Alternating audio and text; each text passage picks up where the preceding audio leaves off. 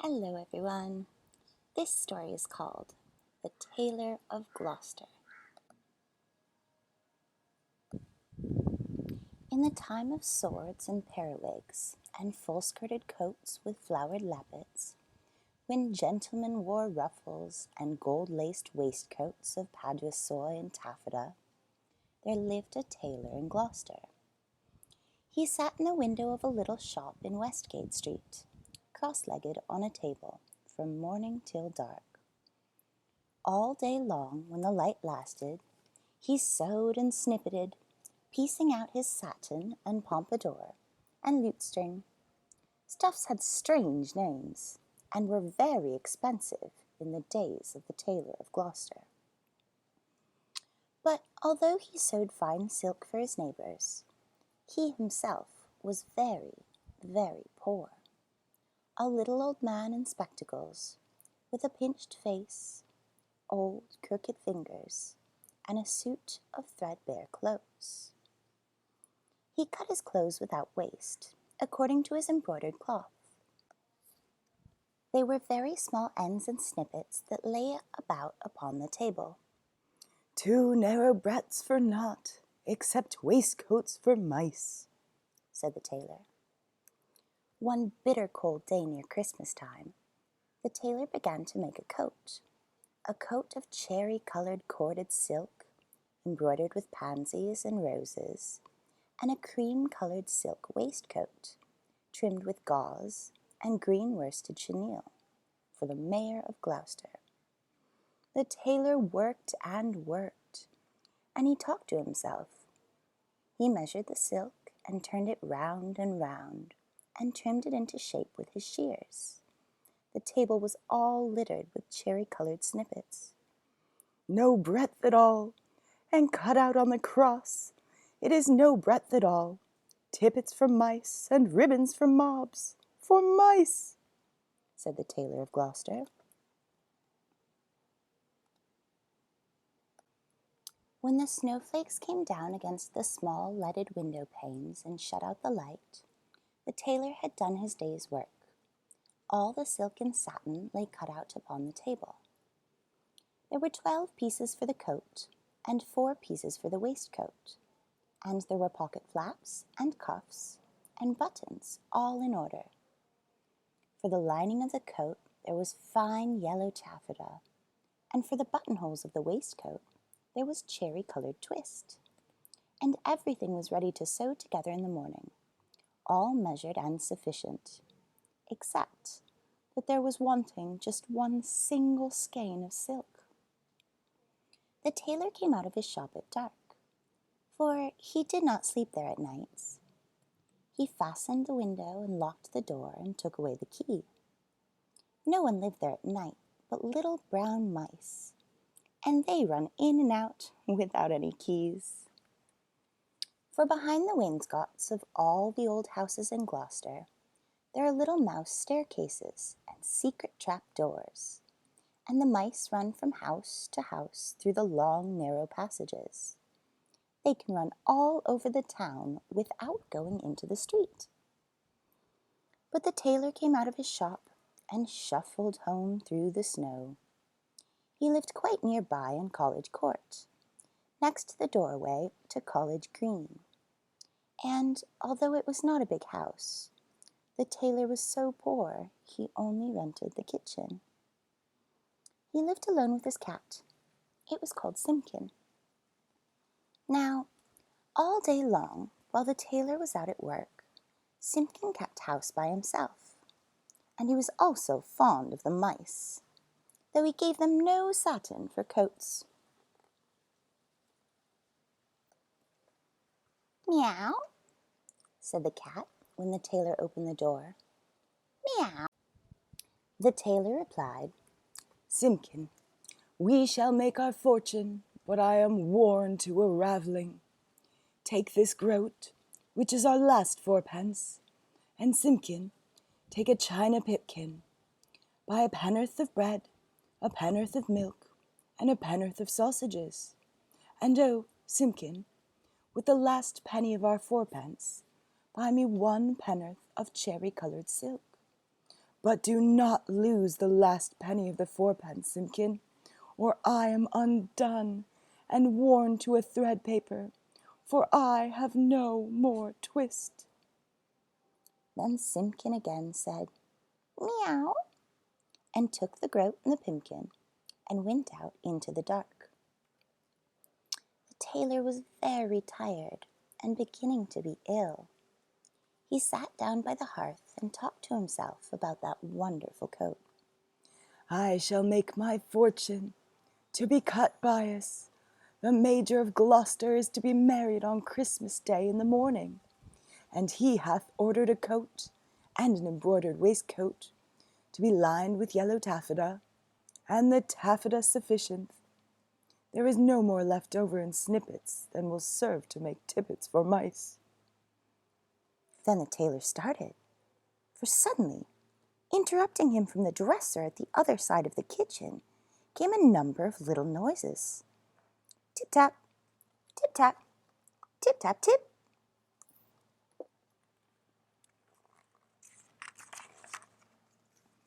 "Now what can that be?" said the Tailor of Gloucester, jumping up from his chair. The dresser was covered with crockery and pipkins, willow-patterned plates, and teacups and mugs. The tailor crossed the kitchen and stood quite still beside the dresser, listening and peering through his spectacles. Again, from under a teacup came those funny little noises. Tip-tap, tip-tap, tip-tap-tip. "This is very peculiar," said the Tailor of Gloucester, and he lifted up the teacup, which was upside down. Out stepped a little live lady mouse and made a curtsy to the tailor.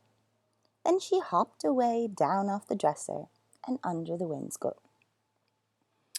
The tailor sat down again by the fire, warming his poor cold hands and mumbling to himself. "The waistcoat is cut from the peach-colored satin, tambour stitch, and rosebuds in beautiful floss silk. Was I wise to entrust my last fourpence to Simkin?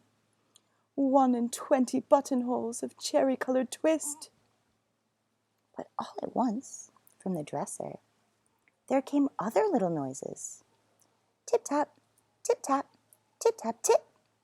"This is passing extraordinary," said the Tailor of Gloucester, and turned over another teacup, which was upside down. Out stepped a little gentleman mouse and made a bow to the tailor. And then, from all over the dresser, came a chorus of little tappings, all sounding together and all answering one another, like watch beetles in an old worm-eaten window shutter. Tip-tap, tip-tap, tip-tap-tip.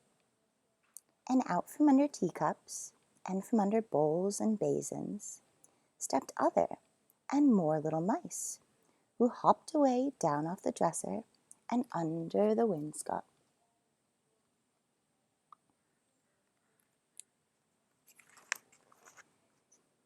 The tailor sat down close over the fire, lamenting. 1 and 20 buttonholes of cherry-colored silk, to be finished by noon of Saturday, and this is Tuesday evening. Was it right to let loose those mice? Undoubtedly the property of Simkin. Alack, I am undone, for I have no more twist." The little mice came out again and listened to the tailor. They took notice of the pattern of that wonderful coat. They whispered to one another about the taffeta lining and about little mouse tippets.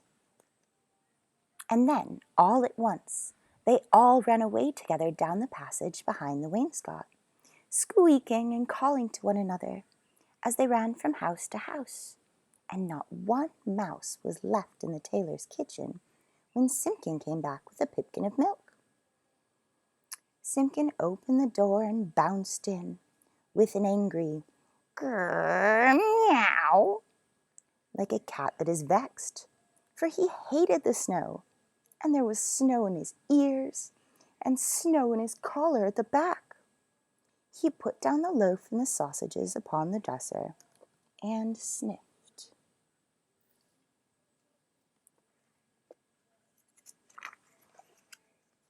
"Simpkin," said the tailor, "where is my twist?" but Simpkins set down the pipkin of milk upon the dresser and looked suspiciously at the teacups. He wanted his supper of little fat mouse. "Simpkin," said the tailor, "where is my twist?" but Simkin hid a little parcel privately in the teapot and spit and growled at the tailor. And if Simkin had been able to talk, he would have asked, "Where is my mouse?" "Alack, I am undone," said the Tailor of Gloucester, and went sadly to bed. All that night long, Simkin hunted and searched through the kitchen, peeping into cupboards and under the wainscot, and into the teapot where he had hidden that twist. But still he found never a mouse. Whenever the tailor muttered and talked in his sleep, Simkin said, "Meow, grush," and made strange, horrid noises, as cats do at night. For the poor old tailor was very ill with a fever, tossing and turning in his four-post bed, and still in his dreams he mumbled, "No more twist, no more twist." All that day he was ill, and the next day, and the next. And what should become of the cherry-colored coat? In the tailor's shop in Westgate Street, the embroidered silk and satin lay cut out upon the table, 21 buttonholes. And who should come to sew them when the window was barred and the door was fast locked?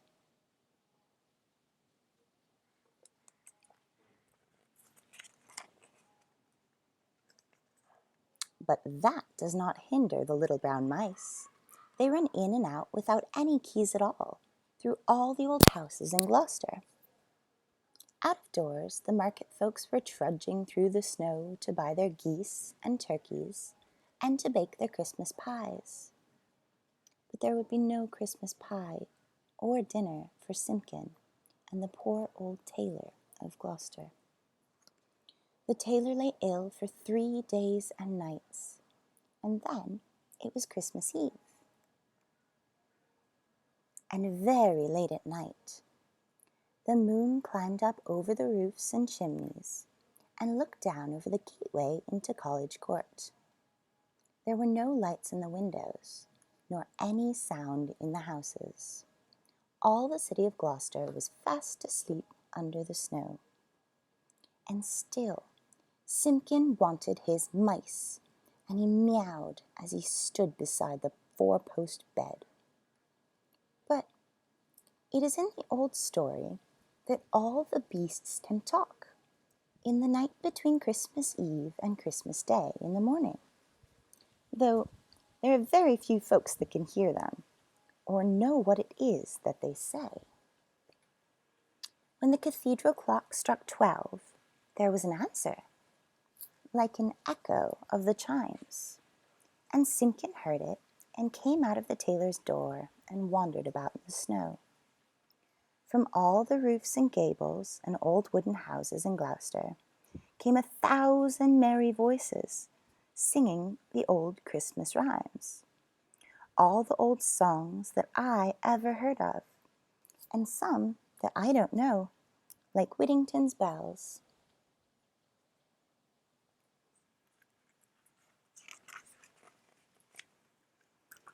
First and loudest, the cocks cried out, "Dame, get up and bake your pies!" "Oh, dilly, dilly, dilly," sighed Simpkin. And now, in a garret, there were lights and sounds of dancing, and cats came from over the way. "Hey, diddle, diddle, the cat and the fiddle, all the cats in Gloucester except me," said Simpkin. Under the wooden eaves, the starlings and sparrows sang of Christmas pies. The jackdaws woke up in the cathedral tower, And although it was the middle of the night, the throstles and robins sang, and the air was quite full of little twittering tunes. But it was all rather provoking to poor, hungry Simpkin. Particularly he was vexed with some little shrill voices from behind a wooden lattice. I think that they were bats, because they always have very small voices, especially in a black frost when they talk in their sleep, like the Tailor of Gloucester. They said something mysterious that sounded like, "Buzz, quoth the blue fly, hum, quoth the bee, buzz and hum they cry, and so do we." And Simkin went away shaking his ears as if he had a bee in his bonnet. From the tailor's shop in Westgate came a glow of light, and when Simkin crept up to peep in the window, it was full of candles.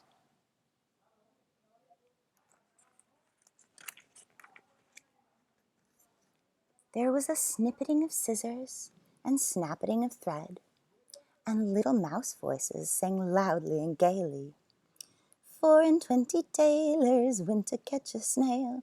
The best man amongst them durst not touch her tail. She put out her horns like a little Kylo cow. Run, tailors, run, or she'll have you all in now. Then, without a pause, the little mouse voices went on again. Sieve my lady's oatmeal, grind my lady's flour, put it in a chestnut, let it stand an hour. Mew, mew, interrupted Simpkin, and he scratched at the door. But the key was under the tailor's pillow, and he could not get in. The little mice only laughed and tried out another tune. 3 little mice sat down to spin. Pussy passed by and she peeped in. What are you at, my fine little men? Making coats for gentlemen. Shall I come in and cut off your threads? Oh no, Miss Pussy, you'll bite off our heads. Mew, mew, cried Simpkin. Hey, diddle dinkety, answered the little mice.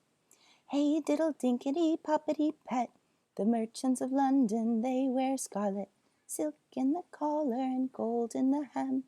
So merrily march the merchantmen.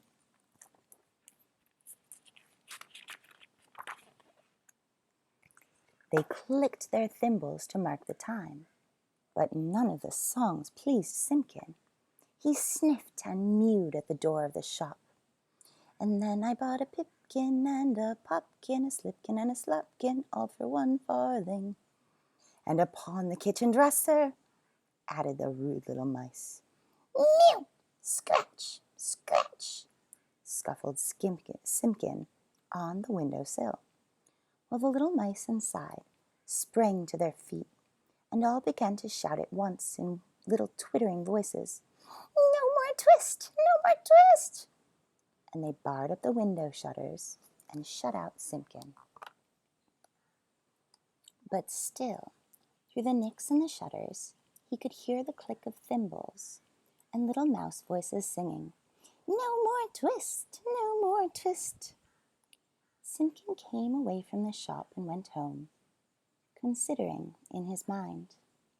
He found the poor old tailor without fever, sleeping peacefully. Then Simpkin went on tiptoe and took a little parcel of silk out of the teapot and looked at it in the moonlight. And then he felt quite ashamed of his badness compared with those good little mice.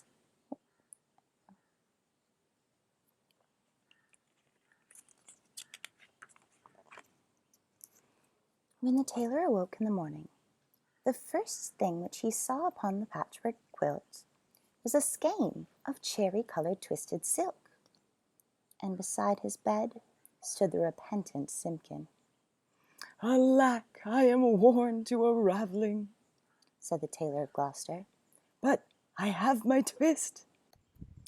The sun was shining on the snow when the tailor got up and dressed, and came out into the street with Simkin running before him. The starlings whistled on the chimney stacks, and the throstles and robins sang. But they sang their own little noises, not the words they had sung in the night. Alack, said the tailor, I have my twist, but no more strength, nor time, than will serve me to make one single buttonhole. For this is Christmas Day in the morning. The Mayor of Gloucester shall be married by noon. And where is his cherry-coloured coat? He unlocked the door of the little shop in Westgate Street, and Simpkin ran in like a cat that expects something. But there was no one there, not even one little brown mouse. The boards were swept clean, the little ends of thread and the little silk snippets were all tidied away and gone from off the floor.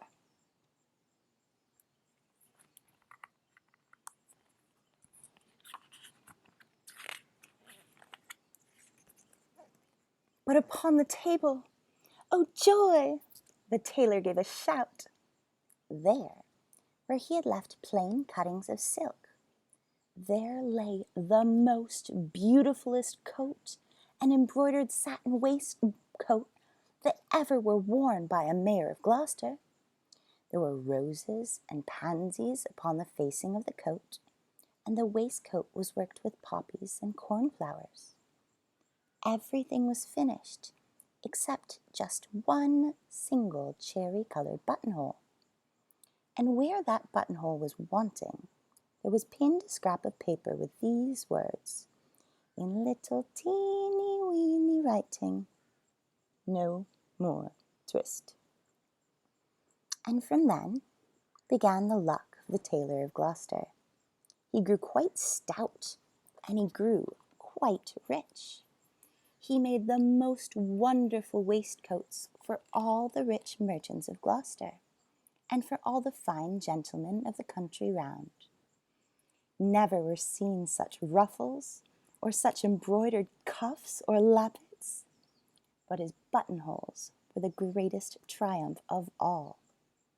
The stitches of these buttonholes were so neat, so neat. I wonder how they could be stitched by an old man in spectacles, with crooked old fingers and a tailor's thimbles. The stitches of the buttonholes were so small, so small. They looked as if they had been made by little mice.